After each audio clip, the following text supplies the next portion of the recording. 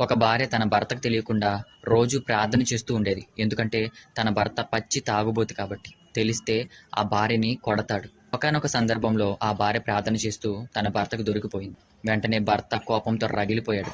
భార్యని తుక్కురేగ తన్నేశాడు.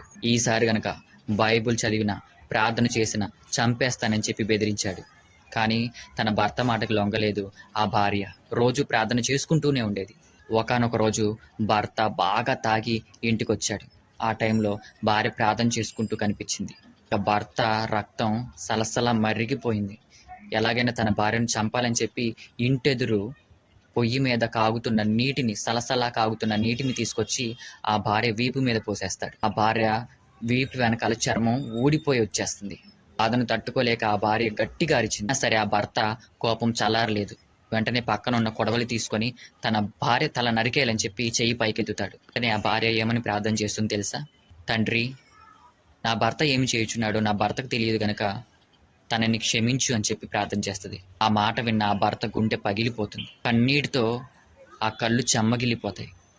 చచ్చిన వాని వలె తన భార్య పాదాల వద్ద పడిపోతాడు.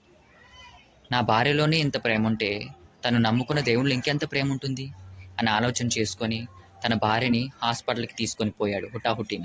డాక్టర్స్ కాలా వేళ పడి ఎలాగైనా ట్రీట్మెంట్ ఇచ్చి తన భార్యను బ్రతికించుకున్నాడు. ఆనాడు యేసు ప్రభువారు సిలువపై చేసిన ప్రార్థన ఈనాడు ఒక భర్త బ్రతుకు మార్చింది. ఒక భార్య జీవితాన్ని మార్చింది. ఈనాడు మీలో ఎంతమంది భార్యలు మీ భర్తల కోసం ప్రార్థన చేస్తున్నారు? ఒక్కటి చెప్తున్నాను, గుర్తుంచుకోండి. మీ భర్త మారాలంటే రెండు అస్త్రాలున్నాయి. ఒకటి క్షమ, 2 ప్రేమ. దేవుడు మనకు చూపించింది అవే కదండి. ఈనాడు నీ భర్త మారట్లేదంటే తన కోసం ప్రార్థన చేయాల్సిన బాధ్యత నీదే. దారా మీకు ఒకటి చెప్తున్నాను, గుర్తుంచుకోండి. శిక్షించడానికి బెత్తం కావాలి, ద్వేషించడానికి కారణం కావాలి, కానీ క్షమించడానికి, ప్రేమించడానికి నిండు మనసు కావాలి. ఆ మనసే కనుకుంటే నీ భర్త ఖచ్చితంగా మారుతాడు. క్రైస్తవుడు ఎరుబడి అందరికీ మరణాత.